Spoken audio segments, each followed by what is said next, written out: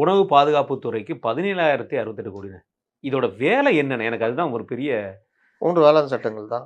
3 வேளாண் சட்டங்கள். 3 வேளாண் சட்டங்கள்ல பிரதான இது வந்து உணவுப் பொருள் சேமிப்பு கிடங்கு. அதுலயும் நம்ம குறிப்பிட்டு சொல்லிடுறேன். மத்திய அரசாங்கத்தில் கொண்டு வரப்பட்ட வேளாண் சட்டங்கள், வாபஸ் வாங்க வைக்கப்பட்ட வேளாண் சட்டங்கள். சட்டங்கள் அப்போ தனியாருக்கு போகுது. அதுன்னு இன்னைக்கு குளிர்சாதன கிடங்குகள், மற்ற இது கட்டுறது, உணவுப் பொருள் பதப்படுத்துதல், அப்புறம் மக்களுக்கு சிறந்த முறையில் கிடைக்கும். இதெல்லாம் யார் கண்காணிக்கிறது?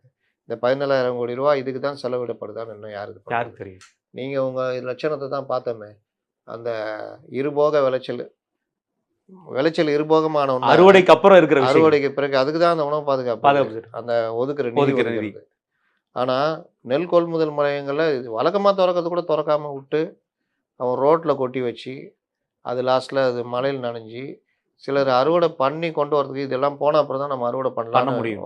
வச்ச இது வயல்லையே மழை பெஞ்சு நீர் தேங்கி அழிஞ்சு போனது. இப்போ தண்ணி திறக்காமல் அழிஞ்சு போயிருக்கிற விஷயங்கள். தண்ணி திறக்காமல். அப்போது இந்த மாதிரி எந்த வித திட்டமிடாலும் இதுக்கு ஒரு தனி பட்ஜெட்டு. ஐயா ராம்தாஸ் கேட்டார்னு பட்ஜெட் போடுறேன்னு பெருமை பீத்திக்கிட்டாங்க.